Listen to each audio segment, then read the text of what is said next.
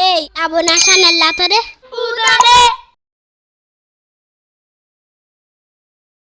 Frères et sœurs bien-aimés, que la paix et la grâce de Dieu soient avec vous. Que la paix et la grâce de Dieu soient avec vous. Notre pays vit une situation de crise grave et généralisée.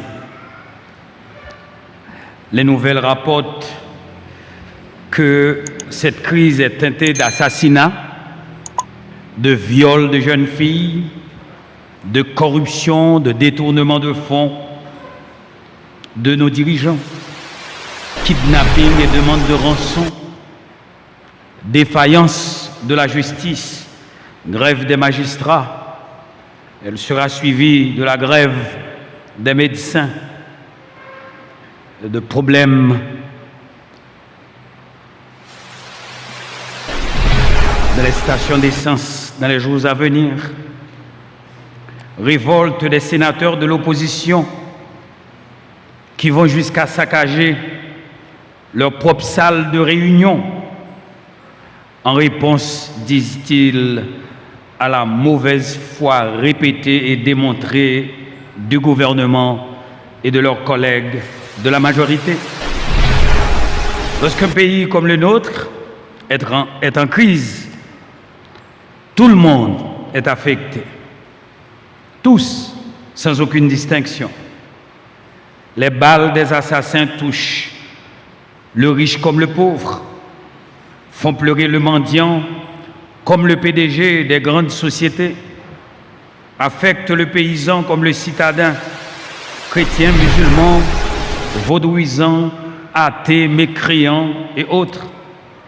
Nul n'est épargné. Mais qui est responsable? Alors le riche dit, ce sont ces pauvres hères qui ceinturent Port-au-Prince ou les villes venus de nulle part, ils sont responsables. Et ces derniers, avec arrogance, la violence dans la bouche, les armes à la main, ils répondent, ce sont les riches, les dominants détenteurs des richesses nationales. Et les politiciens, eux, ils se donnent des immunités, ils répondent qu'ils sont couverts. Ils ne sont pas responsables. Ils peuvent commettre tous les actes en réponse à la violence la plus subtile des dominateurs et des foyers d'aliénation. Quant aux chrétiens, ils se réunissent plusieurs fois par semaine, mais particulièrement les dimanches. Et à genoux ou debout, ils maudissent ces politiciens corrompus et souvent, avec ferveur, ils prient pour les gouvernements établis. Qui est responsable vraiment?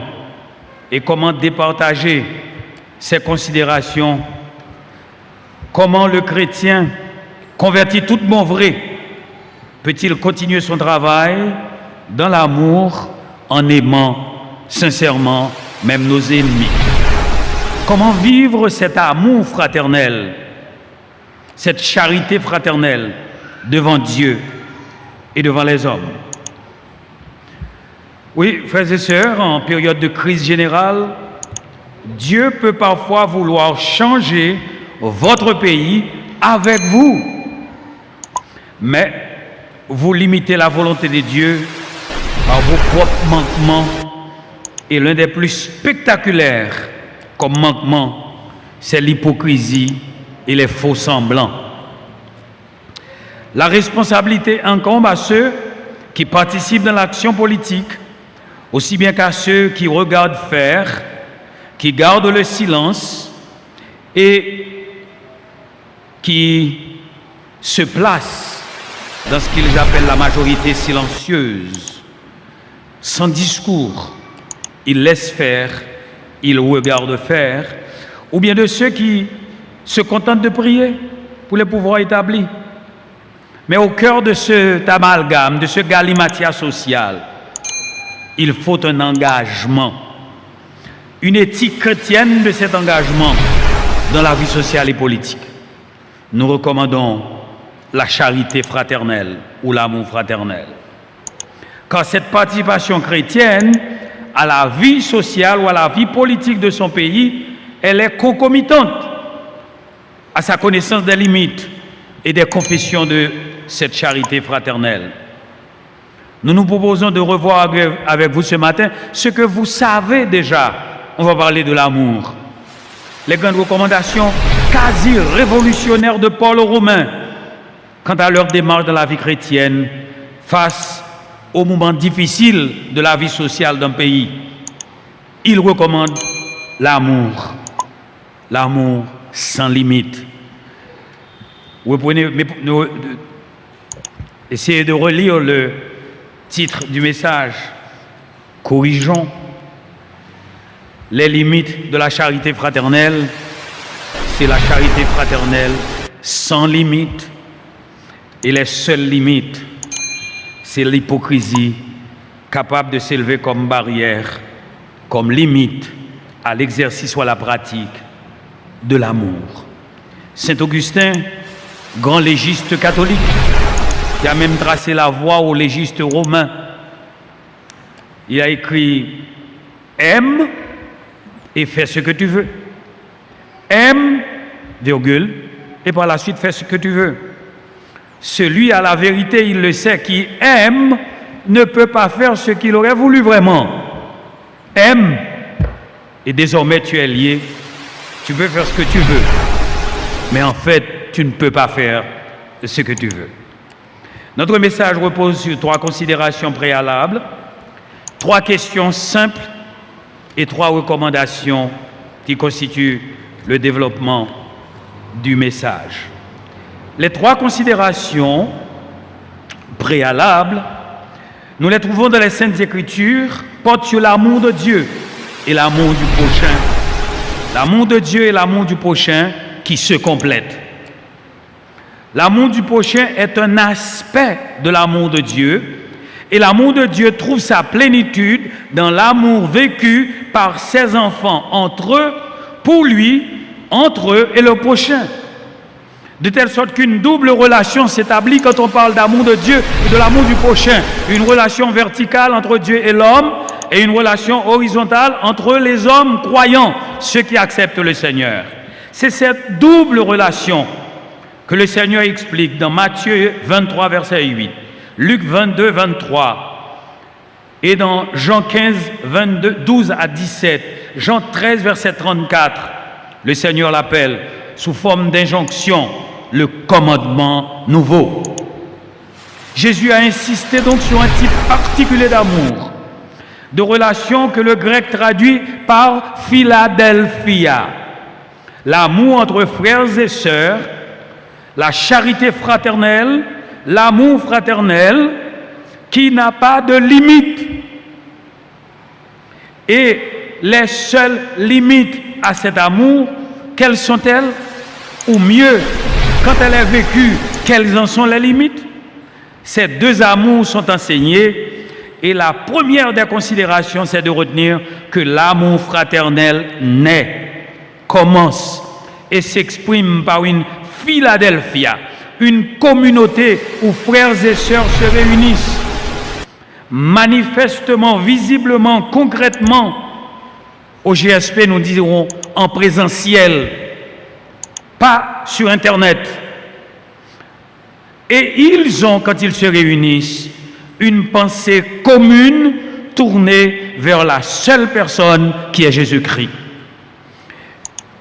Je dis immédiatement attention, lorsque nous parlons de la pensée commune, nous rejetons l'idée de pensée unitaire, cette pensée unitaire, totalitaire, qui détruit et l'âme et l'esprit. Nous parlons plutôt de la pensée commune, la pensée, la même que possèdent les mêmes enfants qui se réunissent dans un même lieu, dans leur Philadelphia, dans leur ecclésia, et qu'ils parlent du même personnage, Jésus-Christ, et qui font tourner leur conversation, quelle qu'elle soit, autour du même personnage, Jésus-Christ, leur Père, leur Maître, leur Sauveur. La deuxième remarque, l'amour fraternel, elle se développe et s'épanouit par une marche de même pas de croyants. Ces croyants deviennent des soldats. Et le Seigneur ordonne de marcher de même pas, alors ils répondent à vos ordres. Il n'y a pas la possibilité, lorsque les membres de cette Philadelphia se réunissent, que tel frère est à gauche, tel serait à droite, et tel petit clan se forme ici, à l'intérieur de la même Philadelphia. Non, ils se convergent. Il y a convergence d'esprit, pensée commune, tourner autour du même maître, et ils marchent de même pas, dans la même direction. Comme enfants de Dieu, nés et vivant en communauté comme famille, le peuple de Dieu, ils marchent ensemble de même pas. La troisième considération, cet amour fraternel. Cette fraternité, elle est vécue, suivant Romains chapitre 12, le verset 9, petit a, la première partie, sans hypocrisie. Alors là, les trois questions viennent directes. Alors, dans ce cas, pourquoi devons-nous aimer notre prochain? Réponse simple, parce que le Seigneur nous le commande et il l'ordonne à ses disciples que nous sommes. Mais qui est notre prochain? Deuxième question, c'est la question du pharisien à Jésus, rapportée par Luc chapitre 10, le verset 28. Eh bien, notre prochain, ce sont les membres du corps de Christ, les membres de la Philadelphia. Notre prochain, c'est d'abord les membres de la Ecclésia, les membres de la communauté à laquelle nous appartenons lorsque nous sommes en Christ. Lorsque nous sommes des enfants de Dieu, le premier prochain, ce sont les gens de notre communauté, de notre Philadelphia. Et ensuite, ceux qui sont appelés à devenir membres de cette Philadelphia. Alors, comment vivre et pratiquer cette charité fraternelle et sans hypocrisie? Vous lisez Matthieu chapitre 22, verset 39, qui donne la réponse. Vous aimez votre prochain comme vous vous aimez. Aimez-vous les uns les autres comme je vous ai aimé, et tu aimeras ton prochain comme toi-même. Le problème donc n'est pas dans l'amour de soi d'une manière exagérée ou non. Commençons d'abord par désacraliser ce sacré. Il n'y a rien de mal à ce que je m'aime. Il n'y a rien de mal à ce que vous vous aimiez. Au contraire, vous devez être comme Pierre, Paul, être assez fier pour dire « Je sais en qui j'ai cru, je connais, moi je me connais, je sais en qui j'ai cru, donc je me connais. » Le problème, c'est que vous allez aimer votre prochain de la même façon que vous vous aimez. Et cette double dimension établit une parité entre l'amour que vous avez pour vous-même et l'amour que vous devez avoir pour votre prochain. Pas l'amour que vous pouvez éventuellement avoir, c'est un commandement. Vous devez aimer votre prochain de la même façon que vous vous aimez. Et j'aimerais peut-être poser une quatrième question. Alors, cette quatrième, mais que signifie l'amour sans hypocrisie? Le mot même nous donne la réponse. Dans l'histoire de la langue française, le mot hypocrite ou hypocrisie trouve sa racine dans l'étude du théâtre grec. Lorsque il y avait ces grandes représentations du théâtre grec auxquelles assistaient les intellectuels, les savants de l'époque, les artistes, les producteurs de toutes sortes, il arrive que pour jouer une pièce, l'acteur se représente par un masque. Pour jouer le personnage, que ce soit César, Auguste ou un autre, une femme ou un autre. Alors donc, l'acteur portait le masque, il était masqué, et les Grecs disaient de cet acteur sur la scène qui jouait la pièce de théâtre, cette comédie, qu'il était un hypocrite. C'est l'hypocrite, c'est l'acteur qui joue une pièce de théâtre c'est un rôle qu'il joue, mais ce n'est pas lui le vrai personnage. Et le français par la suite va dire que l'hypocrite, c'est celui qui se fait représenter pour qui il n'est pas. C'est celui qui dit qu'il peut donner ce qu'il n'a pas. C'est celui qui, en sociologie, les termes retenus, c'est vide de statut. Il habite à Delma, quand en fait, c'est dans un corridor non loin de Delma, mais pas à Delma. Il habite à Port-au-Prince, c'est dans une ville de province retenue. Il fréquente la faculté, mais où est-ce que vous habitez? J'habite à Péguiville. Mais en fait, c'est bien loin dans les hauteurs entre Péguiville et les monts de Furcy. Donc, il ment à lui-même. Il crée pour lui une situation d'ambiguïté intellectuelle d'abord et sociale ensuite. Il devient hypocrite vis-à-vis de lui-même et il marchande cette hypocrisie par de faux semblants. Il devient un homme qui souffre du vide de statut. Il dit qu'il est ce qu'il n'est pas et il prétend pouvoir donner ce qu'il n'est pas. Il souffre de vide de statut. Dans la Bible, Paul invite les chrétiens, particulièrement dans Romains chapitre 12, que nous devons vivre l'amour chrétien, l'amour fraternel, sans hypocrisie. Il signifie sans masque, sans porter de masque, car les chrétiens réunis dans leur Philadelphia, dans leur ecclésia, dans leur communauté, doivent se sentir assez à l'aise comme frères et sœurs pour que tout soit visible, pour que tout le monde reconnaisse que ça c'est Jeanne, c'est Philippe, c'est André, c'est Pierre, c'est Josué, c'est lui avec tous ses défauts, avec toutes ses faiblesses. Et dans ce cas, le fort supporte le faible. Mes frères, doulos, vivant la même fraternité, ils sont des adelphos. 3 recommandations.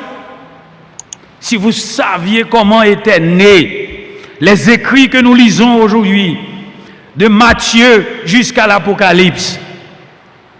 À la mort de Jésus, il est parti. Il y avait beaucoup de désolation parmi les disciples. Ces disciples qui étaient devenus apôtres étaient non seulement dans la désolation, mais ils étaient victimes de persécutions. Ils étaient pourchassés. Ils se cachaient dans les catacombes, dans les bois.